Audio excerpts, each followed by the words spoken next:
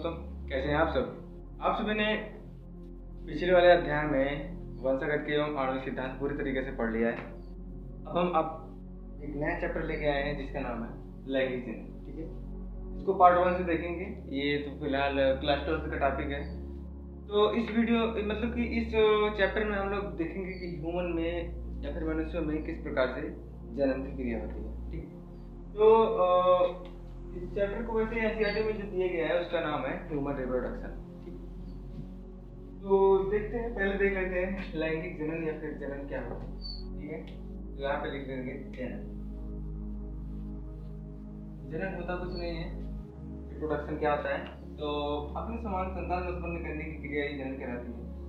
एक जीव का यहाँ पे लिख सकते हैं, एक जीव का अपने समान संतान उत्पन्न करना है,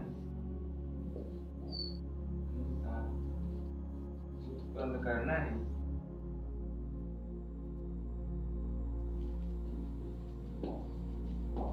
जनन है। ठीक, अपने समान संतान उत्पन्न करना ही जनन कहलाता है। ठीक, तो अगर हम बात करते हैं जनन कितने प्रकार का होता है तो मेनली तो 3 प्रकार से होता है, लेकिन जो हमको जानना है वो सिर्फ और सिर्फ 2 होता है। एक होता है सेक्सुअल रिप्रोडक्शन, इसको बोलते हैं लैंगिक जनन, सेक्सुअल रिप्रोडक्शन। नंबर दूसरा है एसेक्सुअल रिप्रोडक्शन।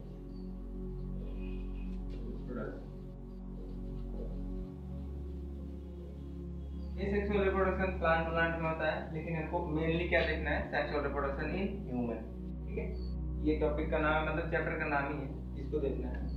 तो इसी के बारे में हम लोग चर्चा करेंगे।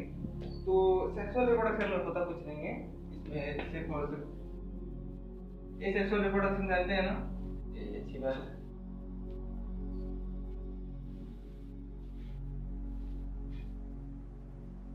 थोड़ा सा देख लेते हैं कि सेक्सुअल रिप्रोडक्शन और एसेक्सुअल रिप्रोडक्शन क्या होता है। पहले देखते हैं एसेक्सुअल रिप्रोडक्शन क्या होता है, एसेक्सुअल रिप्रोडक्शन। एसेक्सुअल रिप्रोडक्शन में कुछ होता नहीं, एक जीव होता है, एक जीव के अपने समान या फिर विखंडन द्वारा या फिर किसी अन्य द्वारा, किसी बडिंग द्वारा एक नए जीव का निर्माण कर देता है। जैसे मान लो यहाँ पे कट करके इसकी कोशिका बाहर निकल गई, तो यह कोशिका आगे चल करके मान लो इतनी अलग कोशिका कट गई, उसके बाद यहाँ पे बची यह कोशिका आगे चल के एक नया जीव बना लेगी। ठीक है, तो इसी को कहते हैं एसेक्सुअल रिप्रोडक्शन। यहाँ तक वो अब देखेंगे सेक्सुअल रिप्रोडक्शन क्या होता है। सेक्सुअल रिप्रोडक्शन क्योंकि हमको इसी के बारे में पूरा पढ़ना है, तो हम एक अच्छी सी हेडिंग डाल के लिख सकते हैं, उसके बाद देख सकते हैं। तो देखिए सेक्सुअल रिप्रोडक्शन में एक होता है नर भाग नहीं होता, नर होता है, मादा होती है।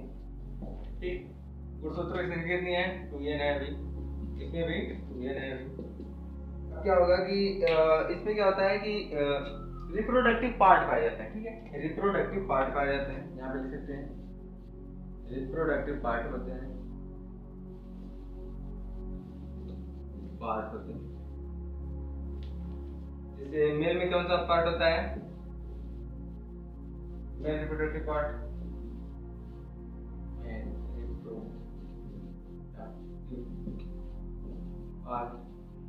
उसी प्रकार से फीमेल में भी होता है, फीमेल रिप्रोडक्टिव पार्ट।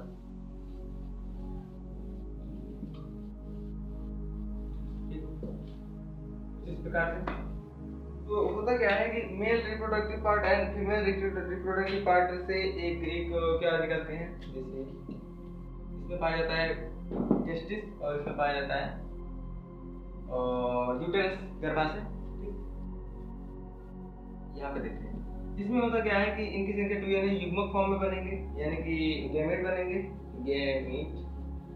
गैमेट कैसे बनते हैं, हमने बताया था कि अर्धसूत्री विभाजन द्वारा बनेंगे।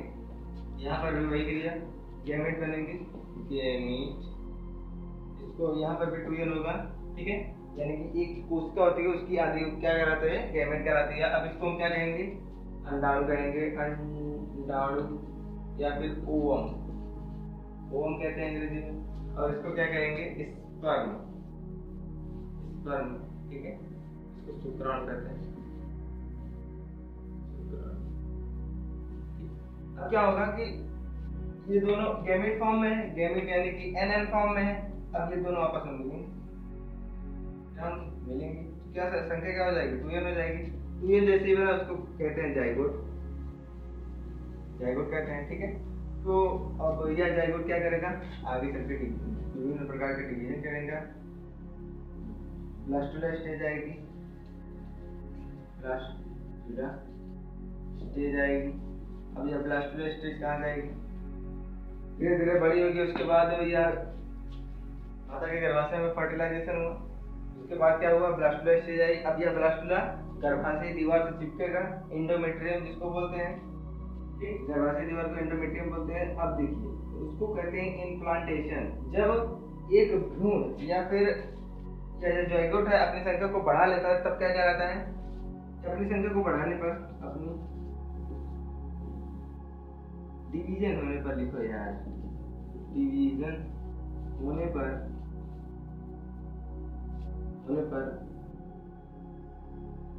भ्रूण बनता है।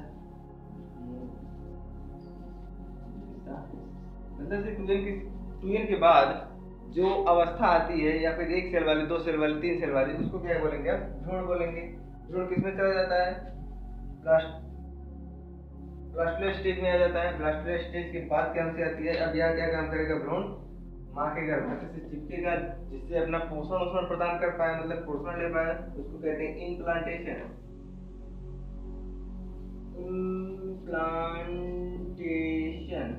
इम्प्लांटेशन कहते हैं। इम्प्लांटेशन होता है, इम्प्लांटेशन होने के बाद 9 महीना गर्भाशय में रहता है, उसके बाद प्रसव, उसके बाद जन्म हो जाता है, ठीक। इन्हीं प्रक्रियाओं को हम लोग देखेंगे, ठीक है। एक स्क्रीनशॉट लीजिए, आगे चलते हैं। ये थोड़ा सा देख लेते हैं इंपॉर्टेंट पॉइंट। देखिए जो प्राणी बच्चों को जन्म देते हैं,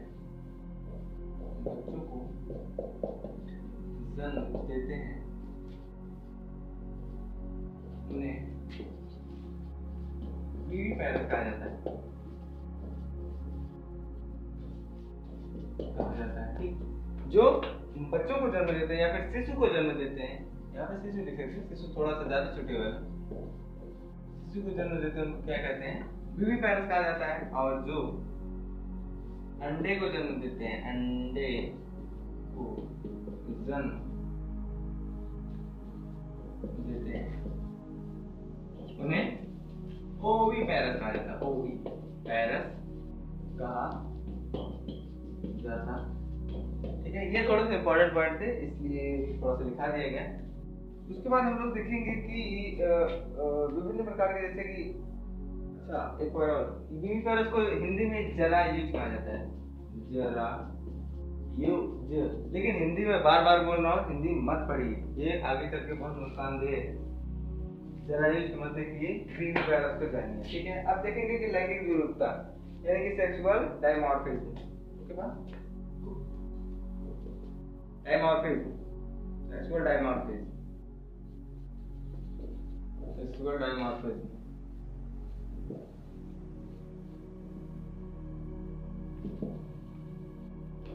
यानी लैंगिक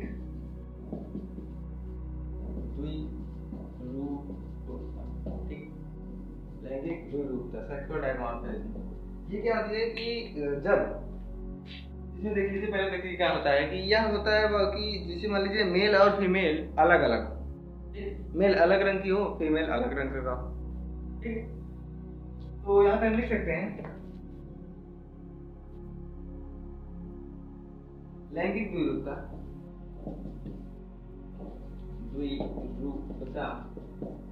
में मेल अलग रंग की होती है और फीमेल अलग रंग का होता है।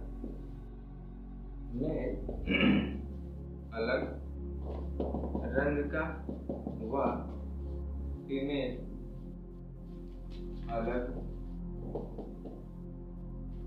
रंग की, वो अथवा करके लिख सकते हैं मेल और फीमेल विभिन्न, मेल एंड फीमेल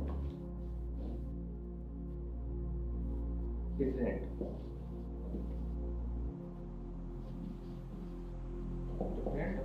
ठीक, समझ में आया? लैंगिक द्विरूपता क्या होती है, 1 नंबर में पूछा जाता है। तो जिसमें मेल अलग हो और फीमेल अलग हो उसको कहते हैं लैंगिक द्विरूपता। ठीक, तो आखिर क्या होता है जनन? जो मतलब कि जनन में सहायक होते हैं, जो अंग जो जनन में सहायक होते हैं उन्हें कहते हैं ऑर्गन, जो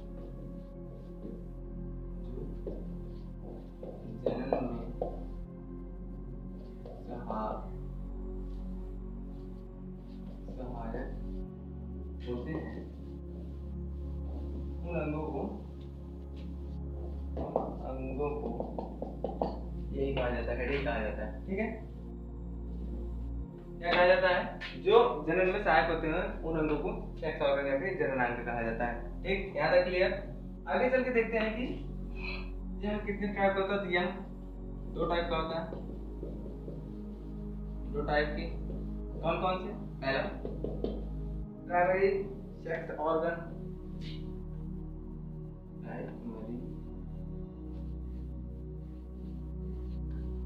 और इसको बोलते हैं प्राथमिक जननांग। नंबर दूसरा है सेकेंडरी, वो एसेसरी सेक्स ऑर्गन। ठीक, प्राइमरी सेक्स ऑर्गन क्या होता है लिखेंगे इसमें गैमीट्स का निर्माण होता है, यानी युग्मक। ठीक है, गैमीट्स का निर्माण होता है, जिसे क्या कहते हैं? जिसे गोनाड कहते हैं। गोनाड कहते हैं। अब ये गोनाड क्या होते हैं? तो एक तरफ होता है अगर नर मान लें और एक तरफ मादा मान लें, तो इसमें पाया जाता है टेस्टिस, और इसमें पाया जाता है ओवरी, ओवरी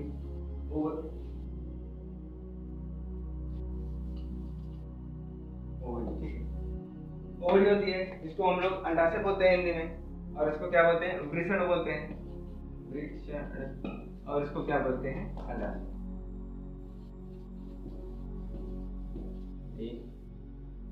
यहाँ तक क्लियर? चलिए आगे देखते हैं कि इससे क्या होता है।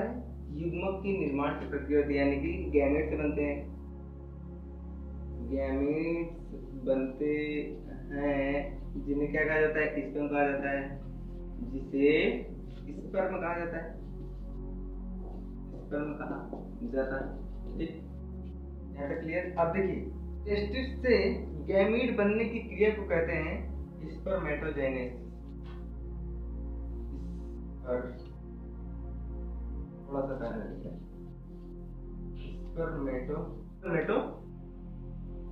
जेनेसिस कहते हैं। ठीक है, यानी कि स्पर्मेटोजेनेसिस किसे कहते हैं?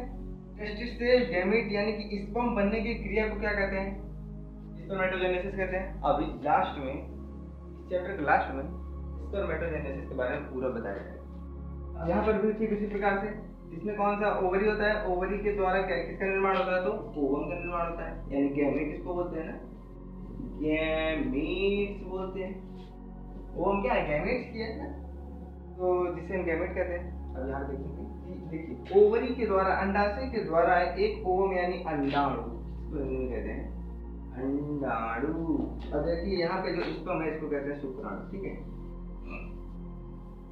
अंडाणु यानी कि अंडाशय से अंडाणु या फिर ओवरी से ओवम का निर्माण होने की प्रक्रिया को कहते हैं oogenesis। अंडजनन, और यहाँ पे हिंदी में कहते हैं इसको स्पर्म यानी कि शुक्राणु जनन। क्लियर? यहाँ तक एकदम क्लियर हुआ? चलिए आगे चलते हैं। जननों की अगर हम कार्यों के बारे में देखें तो थोड़ा सा स्क्रीनशॉट लीजिए, आगे चलते हैं बताते हैं। प्राइमरी सेक्स ऑर्गन में हम लोगों ने देखा कि गोनाड क्या होते हैं, मेल में अलग होते हैं और फीमेल में अलग होते हैं। मेल में टेस्टिस होता है, फीमेल में क्या होता है? ओवम होता है, ओवरी होता है। ठीक, तो अगर हम बात करते हैं कि जैसे कि इनका जो कार्य का निगमन है वो कौन करता है? तो गोनाडों यानी टेस्टिस और ओवरी के, ठीक है, गोनाडों के कार्यों का नियमन अग्रपीयूष ग्रंथि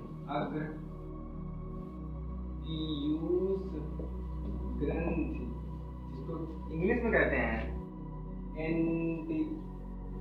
एंटीरियर पिट्यूटरी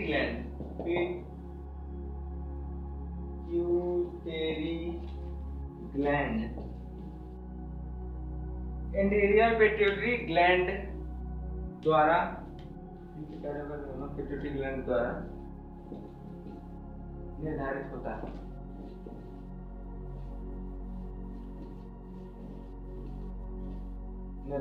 ठीक है बाबू।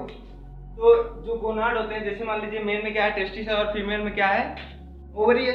इनके कार्यों का जो निगमन है वो कौन करता है? अग्रपीयूष ग्रंथि मस्तिष्क में पाई जाती है, मस्तिष्क के अग्र वाले भाग में पाई जाती है, तो वही करती है इनके कार्यों का नियमन करती है। अगर हम बात करते हैं गोनाड भी क्या हार्मोन स्रावित करते हैं, तो यहाँ पे देख सकते हैं गोनाडो द्वारा भी हार्मोन स्रावित होते हैं,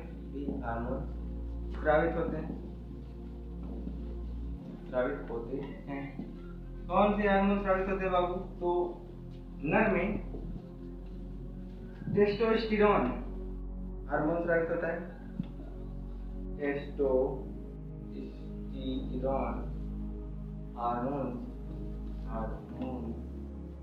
स्रावित होता है।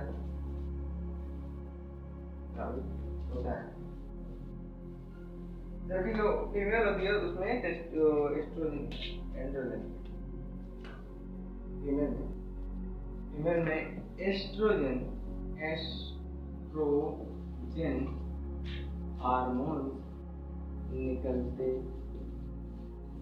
हैं। अब इन दोनों हार्मोन्स का क्या काम होता है?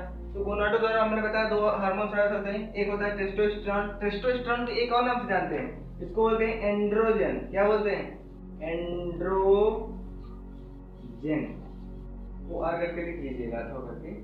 टेस्टोस्टेरोन अथवा एंड्रोजन स्रावित होता है और फीमेल में क्या होता है एस्ट्रोजन हार्मोन निकलता है। ये हार्मोन क्या काम करते हैं? तो यह नर जननांगों को विकसित व लक्षण जैसी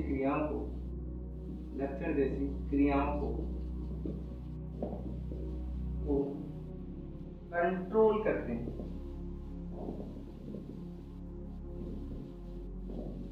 यानी कि जो टेस्टोस्टेरोन है, टेस्टोस्टेरोन क्या करता है? नर जननांगों को विकसित करता है। वह लक्षण मतलब क्या? कि हमारी आवाज मोटी होगी, हम मेल है भाई, हमारी आवाज मोटी होगी, हम थोड़ा सा लंबे होंगे और थोड़ा सा नर वाली एक्टिविटी होगी, ठीक है। इन सब का जो होता है कि हमारे अंदर नर सबका लक्षण कौन विकसित करता है? तो वो होता है टेस्टोस्टेरोन। इसी प्रकार से एस्ट्रोजन हार्मोन द्वारा फीमेल जननांगों का विकास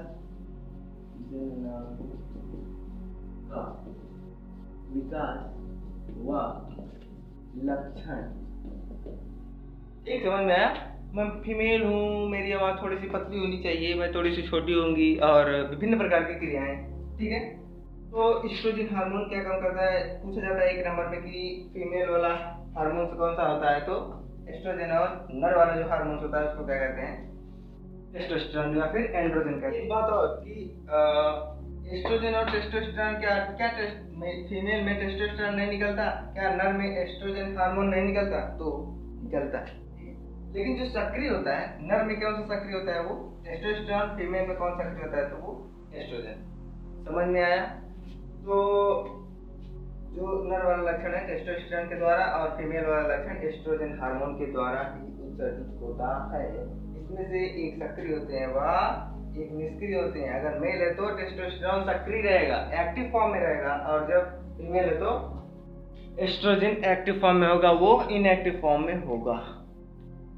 मतलब प्राइमरी सेक्स ऑर्गन हो। अब आता है सेकेंडरी सेक्स ऑर्गन।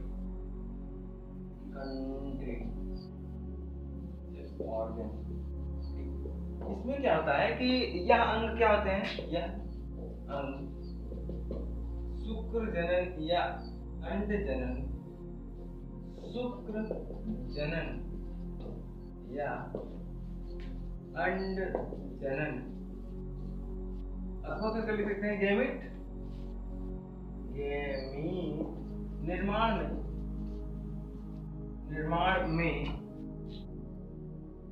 भाग नहीं लेते, निर्माण में भाग नहीं लेते, परंतु सहायक होते हैं, परंतु सहायक होते हैं, ठीक है। तो यह अंग क्या होते हैं कि गैमेट निर्माण में भाग नहीं लेते लेकिन उनमें सहायक होते हैं। तो पहले हम देखेंगे किन्नर में, ठीक है, यहाँ पे हम लोग लिख देंगे किन्नर में कौन कौन से होते हैं, सेकेंडरी है नर। तो नर वाला थोड़ा सा ज्यादा इंपॉर्टेंट है, ठीक है। तो पहला लिखते हैं, देखते हैं पहला है वृषण जालक,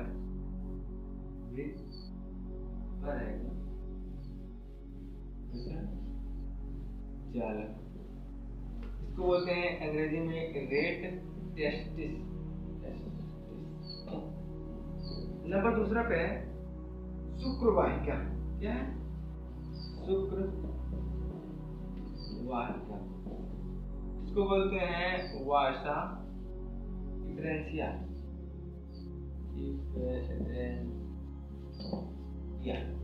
इसको बोलते हैं टीएफओ, ठीक है। नंबर थर्ड है अधिवृषण,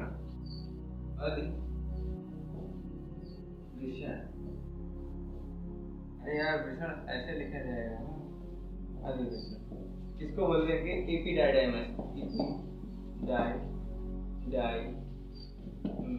ठीक, एपिडाइडाइमस। नंबर फोर्थ पे है शुक्रवाहिका, इसको बोलते हैं वासा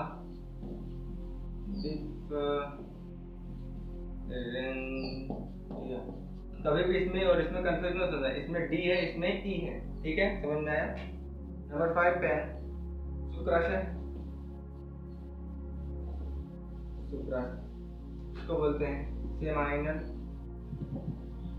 वेसिकल, ठीक, सेमाइनल वेसिकल। नंबर 6 पे पोजीशन पे है मूत्र मार्ग, इसको कहते हैं यूरेथ्रा। और नंबर 7 पे है जिस्म, इसको कहते हैं पेन।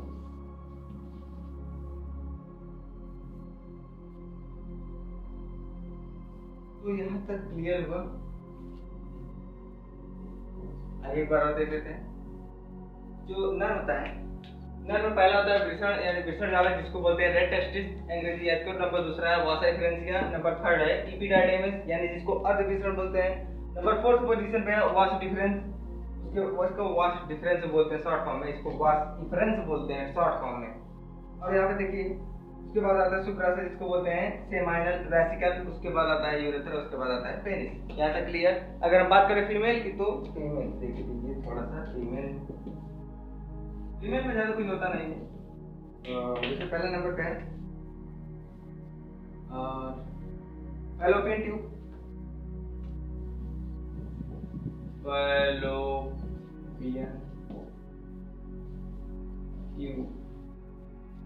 ठीक।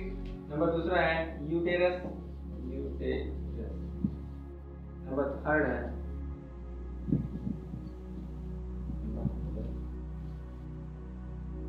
वेजाइना, ठीक।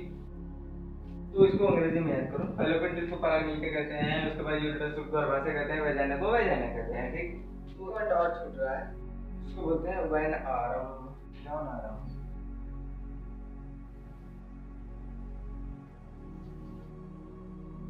यौन आरंभ क्या होता है कि एक वह अवस्था जिसमें एक मनुष्य क्या होता है जवान हो जाता है, इसको अंग्रेजी में कहते हैं पुलैरिटी, ये कहते हैं पुलैरिटी, ठीक है। तो यौन आरंभ में क्या होता है कि इन्हीं जो अंग आप लोगों ने पढ़ा, द्वितीयक अंगों का विकास, द्वितीयक अंगों का विकास यानी सेकेंडरी सेक्स ऑर्गन का विकास ही क्या कहलाता है? यौन आरंभ कहलाता है। ठीक, आप लोग लिख लीजिएगा, यौन आरंभ कहलाता है। अब क्योंकि हम लोगों ने सेकेंडरी ऑर्गन और फर्स्ट ऑर्गन यानी प्राइमरी वाले को दोनों को देख लिया है, अब हम स्पेशली रूप से मेल के ऊपर चर्चा करेंगे। ठीक, स्क्रीनशॉट लीजिए।